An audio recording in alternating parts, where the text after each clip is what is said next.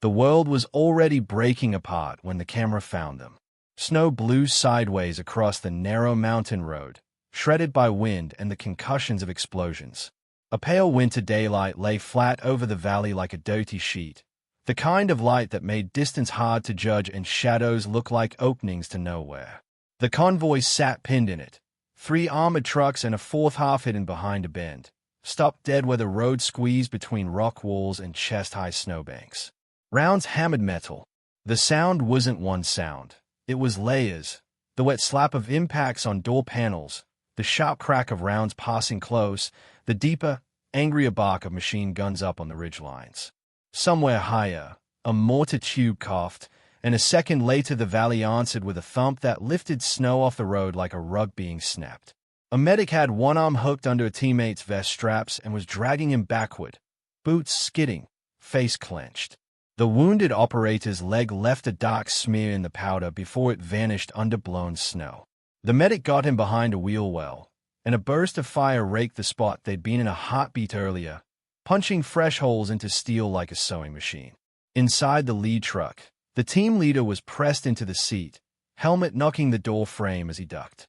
A round cracked the windshield, leaving a white spiderweb that glowed in the weak light.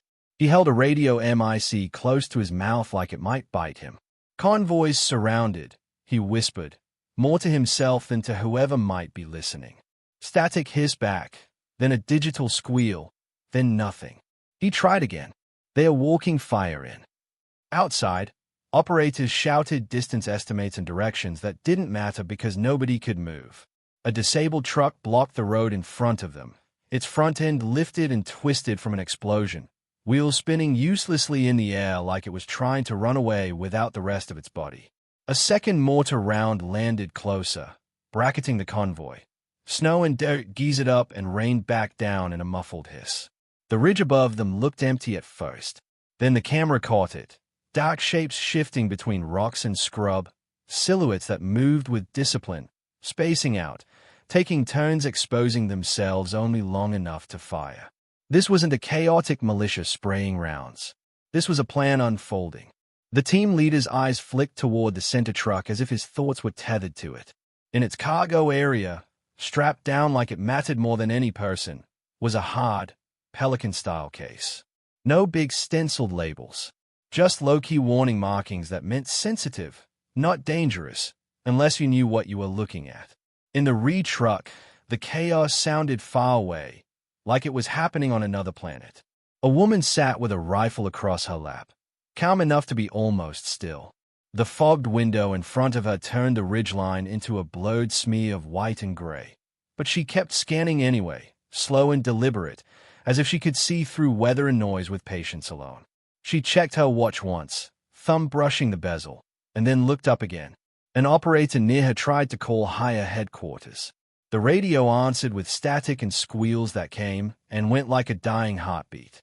The woman listened to it without changing expression, like she'd already accepted what the others were still trying to deny. They were blind and alone, and somebody had planned it that way. Another mortar landed. This one was so close the blast punched the air out of lungs and shoved snow into every gap in gear. For a second the world went muffled. Slow motion, a swirl of white, the flinch of a hand, the medic's mouth open in a shout that didn't reach sound. When audio snapped back, it didn't return to the same roar. A new sound cut through everything. Clean, sharp, singular.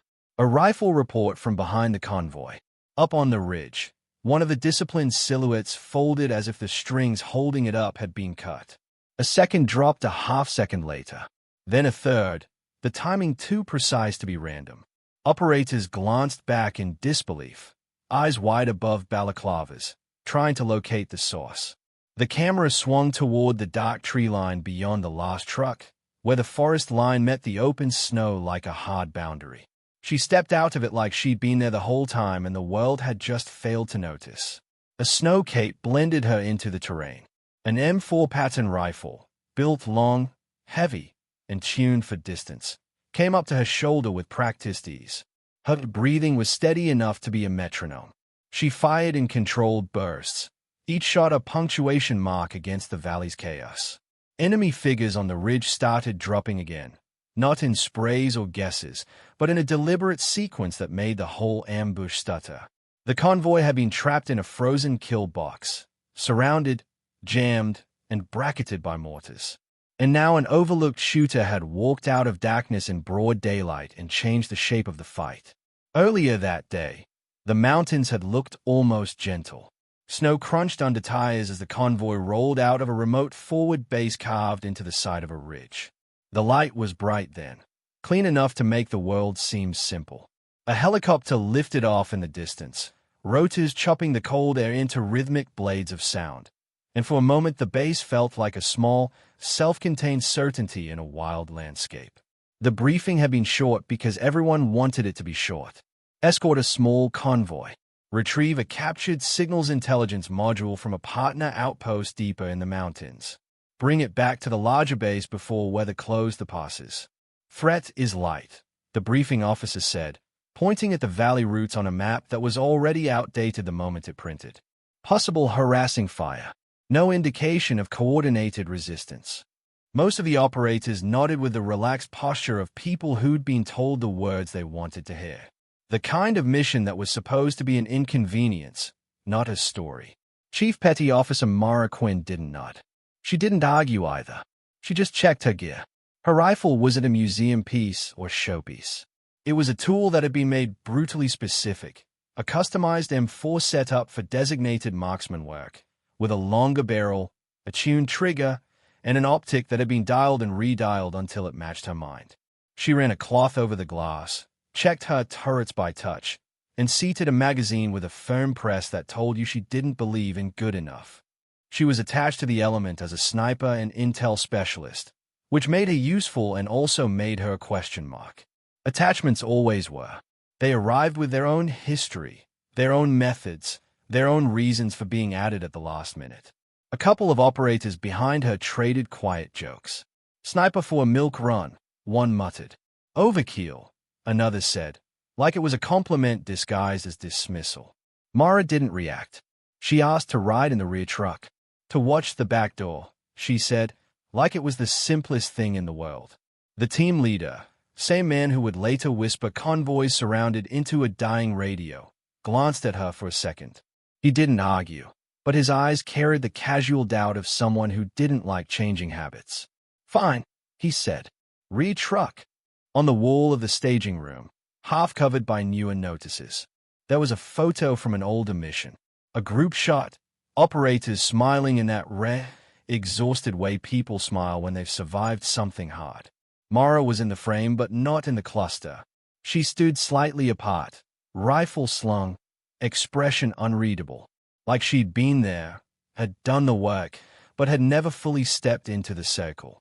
The convoy rolled out, tires leaving tracks that the wind began erasing almost immediately. As the winter sun climbed, the road unwound through high valleys and narrow cuts.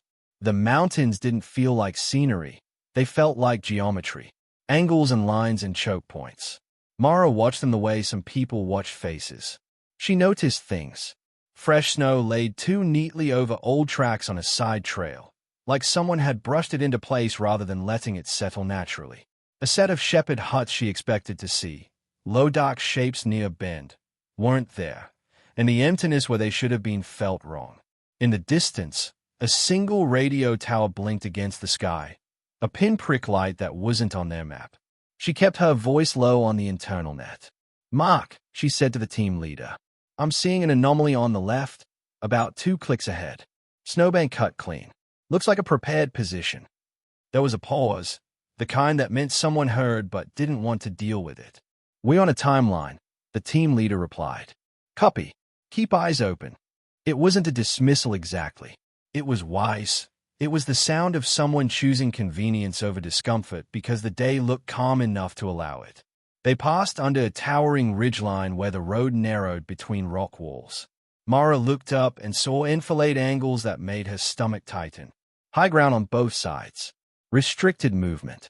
Heavy vehicles that couldn't turn around easily. The perfect place to stop a convoy without needing a large force. A comms check crackled through. They confirmed reliance on satellite link and a relay drone to bounce signals out of the mountains. The terrain was already eating their radio range. Without the relay, the valley would be a pocket of silence. Mara loaded magazines with a methodical rhythm, counting them twice. She looked at what the others carried and did the math without speaking. Light resistance could become heavy resistance quickly in terrain like this, not because the enemy gained strength, but because the mountains stole options. A final radio call came in, storm front moving faster than expected. Windows tightening, someone said. Most of the convoy treated it like an inconvenience. Mara heard it as a countdown. At one point, as they stopped to check a vehicle, she glanced toward the center truck. The Pelican-style case sat strapped down, unremarkable to anyone who didn't know what it could hold. She nodded at it. "You sure they don't want this thing back?" An operator shrugged. "They'll never find us out here." Mara didn't argue. She just looked ahead at the valley mouth in the distance. White, wide, beautiful in a way that felt like a lie, and let the ignored details settle into place in her mind like pieces waiting for a final click. The trap snapped shut so fast it felt like the valley itself had decided to kill them. The lead vehicle entered the narrowest stretch, where rock walls tightened and snowbanks rose. Engine noise bounced between the walls, loud in the muted winter world. For a second, the convoy was nothing but movement and routine and the illusion of control. Then the second truck detonated. The blast came from beneath, a buried IED that lifted the vehicle partially off the road and twisted it sideways. Metal screamed. Snow erupted. The truck slammed down with its undercarriage broken, blocking the route like a dead animal dropped across a doorway. Before anyone could fully process it, machine guns opened up from both ridgelines. The fire wasn't random. It came in disciplined bursts, plunging down at angles that punished anyone who tried to leave cover. Rounds punched through panels and tore up the road, turning the open stretch into a shooting gallery. Mara heard the cadence and felt the cold certainty of it. Not amateurs. Not luck. This was rehearsed. The team reacted with trained speed. Dismounts moved into the nearest cover. Smoke grenades popped, but the wind shredded the smoke into thin gray ribbons that did more to mark them than hide them. Suppressive fire answered, and for a brief moment it looked like the convoy might muscle through. Push the disabled truck, get moving, break the line of fire. Then the radios died. Not a gradual fade. A collapse into static and digital squeals that made operators yank earpieces away like the sound could burn skin. The drone feed dropped. Attempts to raise overhead support vanished into a wall of noise. The valley had become a sealed room, and someone outside it had turned off the lights. Full spectrum jamming. Someone had brought a toolkit, not just guns. As if to confirm it, mortars began landing. The first impacts were wide, probing. Then they walked in, bracketing the convoy with a calm, incremental adjustment that felt like a hand closing around a throat. Each blast forced the SEALs into smaller pockets of cover, pinning key guns inside vehicles. Snow and dirt sprayed into faces. Concussions rattled teeth. Movement became a risk calculation that always came out wrong. A heavy machine gun on the eastern ridge began chewing through the lead truck's engine block, rounds hammering the same spot until smoke billowed and the vehicle sagged. They weren't just trying to kill men. They were dismantling mobility, immobilizing the convoy in the center of the kill zone. In Mara's truck, shrapnel tore through a gap and caught an operator in the shoulder. He slammed back against the door. Breath punched out of him. Mara was on him instantly, hands moving with practiced care, helping the medic clamp and wrap while her eyes kept flicking to the ridge. She split herself in half, one half anchored to blood and breath, the other half tracking angles and threats. The team leader crawled behind a snowbank near the center truck and looked at the Pelican case like it was a magnet pulling enemy fire. He keyed his dead radio out of habit, got nothing, and then shouted instead. "Perimeter around the case," he yelled. They awaited on it. Protect it. It wasn't a speech. It was a grim assessment. The enemy wasn't here for harassment. They were here for that module. As the fight dragged on, weapons began to overheat. Gunners paced their fire, not because they wanted to, but because barrels glowed too hot and ammo belts ran low at a speed nobody liked to admit. The valley ate ammunition the way cold ate heat. Mara watched the mortar impacts and felt something worse than fear, irritation. The adjustments were too precise, too consistent. Someone was spotting, not just line-of-sight gunners guessing and correcting. A trained observer feeding corrections into the mortar team, turning indirect fire into a guided hammer. During a brief lull, just enough space between salvos to breathe, Mara crawled to a gap where she could see a secondary ridgeline. She kept low, using a wheel well and a drift as cover, and scanned with her optic. There, a glint of glass, a hunched silhouette behind a snow cornice. Tuckwit had a clear view down the valley but wasn't in the obvious firing line. A forward observer. Mara's jaw tightened. She tried to call it up, but with comms jammed her voice only reached the men nearest her. Men too locked on. The machine guns raking them from the ridges to shift attention to a quieter threat. Protocol was failing under stack constraints, blocked road, high ground, jamming, mortars, dwindling ammo, wounded men.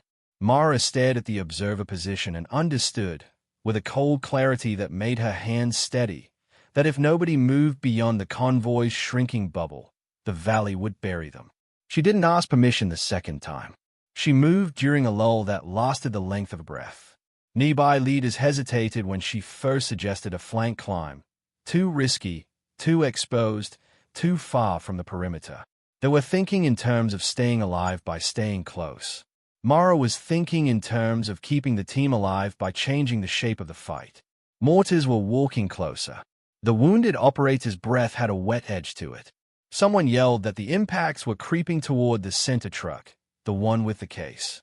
Mara grabbed extra magazines, a compact thermal monocular, and a small climbing line. She slipped out the back of the last truck like she was stepping into a different world. The ditch beside the road was half filled with drifted snow and broken ice. She moved low, using the snowbank and the shredded remains of smoke as intermittent cover. Every step was a gamble. Stay shallow and risk exposure, or step deep and sink waist-deep into powder that would trap her like wet cement. A round snapped past and punched into the snow beside her, sending a puff into her face. She stumbled, slipped, and tumbled into a shallow depression. For a moment she lay still, cheek pressed to ice, heart hammering so hard she could feel it in her fingertips. The instinct to crawl back was real. Safety was a few yards away, measured in steel and teammates, and the illusion that being together meant being protected. Fear argued for that. Function overrode it. She waited until the burst above her shifted, then moved again, crawling, sliding, using the terrain like it was a language she'd learned long before words. Comms in her ear were mostly static, but fragments leaked through, broken by the jammer's uneven pulse. Ammo, static. Mortar, closer, static. Wounded. A ticking clock made of people's voices. She reached the base of the slope leading toward the dark band of conifers and rock outcrops above the valley. The tree line formed a shadowy strip against the bright snow, a darkness that existed even in daylight because the branches and rocks refused to reflect light the way open snow did. She began to climb. Loose snow lay over ice like a trap laid for ankles. Rocks shifted under her weight. Thin air cut her lungs with every breath.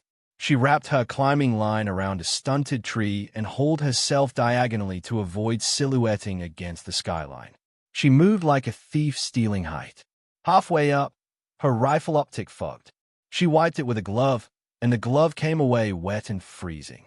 She shifted, slipped, and banged the optic against a rock hard enough to make her wince. A crack spidered across the glass. For a second, she just stayed at it. It wasn't panic. It was calculation. She tested the focus, saw the distortion, and felt the mental adjustment click into place. Backup sights, instinct, offset corrections in her head. The mountain didn't care about her gear. It offered no sympathy and no pause. As she climbed, she found traces that turned suspicion into certainty. Boot prints partially covered by fresh snow, a discarded ration wrapper with foreign characters, and a small strip of flagging marker tucked near a shallow dugout, an ammo cache hidden under a thin crust of snow. They'd been here before. Not hours ago. Not last night. Weeks, maybe. They had prepared the valley like a stage. Near the tree line, distant voices floated down, disciplined, clipped commands in a language Mara recognized from previous deployments. Calm voices, not shouting. The kind of calm that came from having rehearsed the outcome. She settled into a depression at the edge of the trees, built a hasty firing position with her pack and spare gear, and looked down. The convoy was tiny from up here, trapped on the white ribbon of road, exposed in the open valley like targets in a textbook diagram. Mortar impacts dotted the snow around them. Mara aligned her cracked optic on the hunched silhouette of the forward observer. Then she scanned beyond it, searching for the source of the jamming signal. She had to decide who to drop first to give her people a chance. From above, the battlefield made sense in a way it never did on the ground. Mara mapped it quickly. The convoy's positions, the muzzle flashes on the ridgelines, the way the mortars were landing in increments. Her thermal monocular showed heat signatures tucked into snow like embers under ash. She saw the faint outline of an antenna array nestled in the trees. Directional, deliberate. A jammer's sight. A target ladder formed in her head, clean and brutal. First, the forward observer. Without him, mortars would lose their bite. Second, the jammer crew. Without them, the convoy could breathe again. Third, machine gun teams. Without them, movement became possible. Fourth, any assault element pushing toward the center truck and its case. Fifth, the commander, the mind holding it all together. She corrected for wind whipping through the gap, adjusted for the distortion of her cracked optic, and pressed the trigger. The observer dropped mid-call, head snapping back, body slumping into the snow cornice like a puppet with its strings cut. The timing mattered. The shot wasn't just killing a man. It was cutting a wire. Down in the valley, the next mortar rounds landed wrong. Close enough to terrify, far enough to miss. The bracket loosened, the hand on the throat slipping. Mara shifted to the jammer sight. She found the operator hunched over a laptop and signal box, face lit by a dim screen. One round took him off it. A second shattered part of the gear, sparks flicking in the cold air like fireflies that didn't belong. For a heartbeat, the valley's static stuttered. Then comms clarity burst through in jagged fragments. Say again, someone yelled.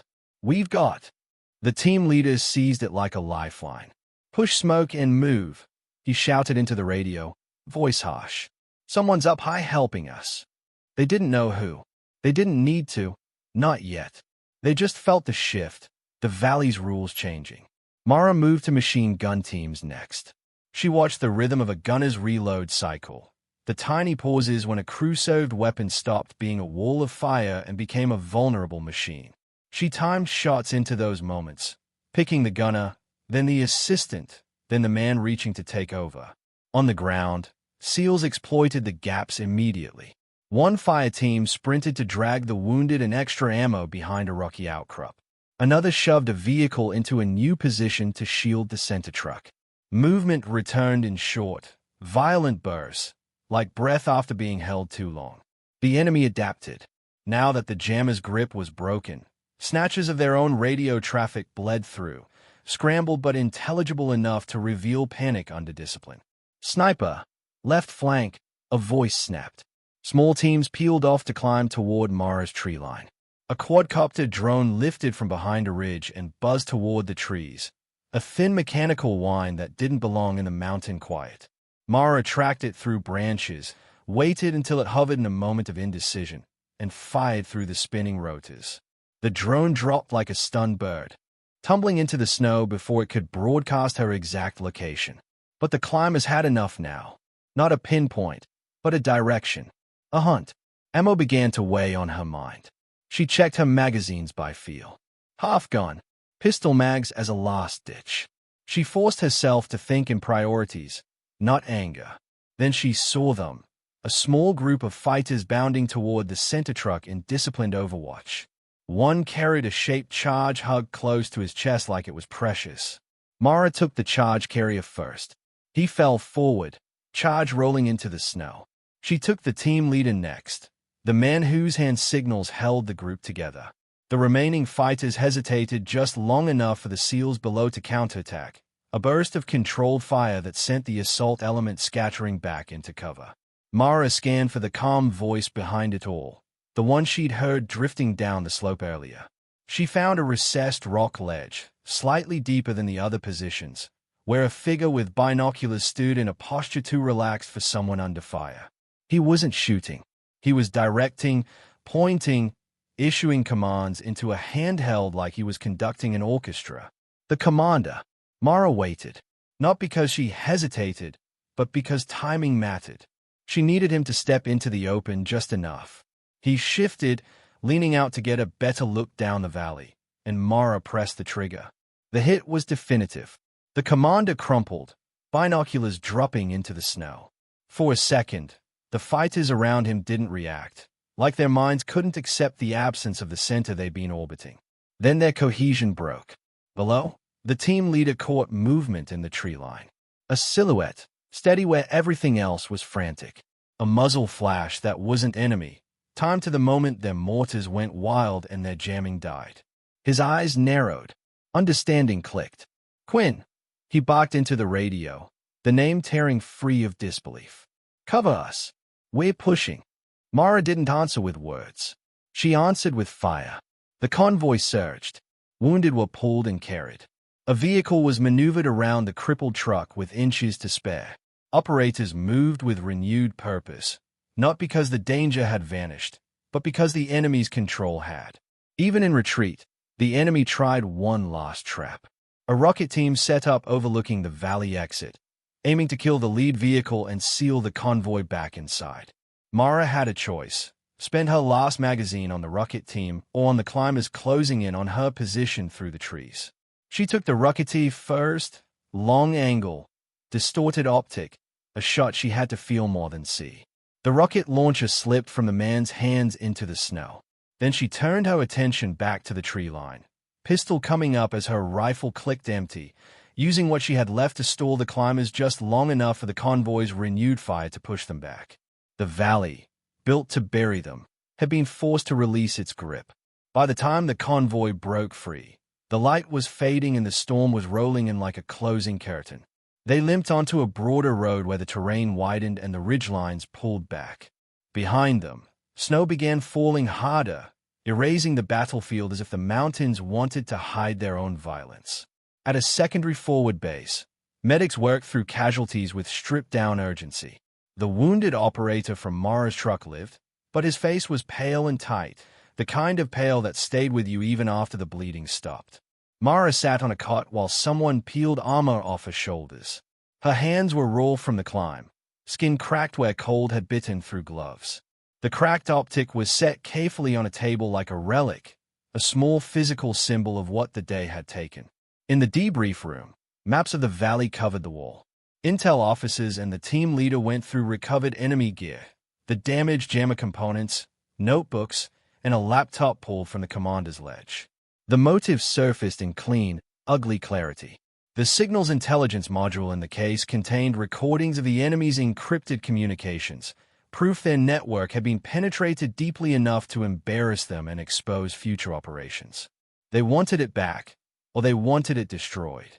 Taking the convoy would have been a propaganda victory, and the ambush had also served as a test of coalition response times in the region. Then came the last piece, the one that made Mara's morning unease settle into something colder. Analysis of the laptop and recovered markers revealed the route and timing had been leaked weeks earlier by a contracted local transport company. That explained the prepared positions, the hidden caches, and the off-map tower blink she'd noticed.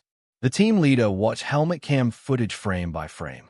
There, muzzle flashes from the dark tree line, perfectly timed with the collapse of the mortar pattern and the return of comms.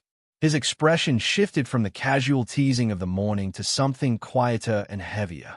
Later, an intel officer asked Mara how she'd found the angle on the observer and jammer so fast. She didn't posture. She didn't dramatize. The snowbank cut was too clean, she said. The huts missing meant someone cleared sight lines. The tower blink meant they had a relay. Put it together, you get their roots and their eyes. The case's importance was confirmed. Without the intel module, the enemy's encrypted network would have to rebuild from scratch, and their commander had gambled everything to prevent that. There was no celebration in the room, just a sober accounting. Wounded men, a convoy that came within seconds of being erased, and the knowledge that surviving today didn't mean tomorrow would be easier. Mara cleaned her rifle quietly, hands moving the way they always did when her mind was already stepping forward. As they prepared to move out again, the team leader walked past her, paused, and spoke without ceremony. "Next time," he said, "we plan the route around you first, not last." Outside, snow fell over the silent mountains. Somewhere under that new white layer lay the faint outlines of a tree-line firing position and cracked footprints leading upward, evidence of a quiet marksman who turned isolation into rescue. In a white valley built to bury them, it wasn't the loudest voice that saved the convoy. It was the one that spoke once, through a single rifle, and changed everything.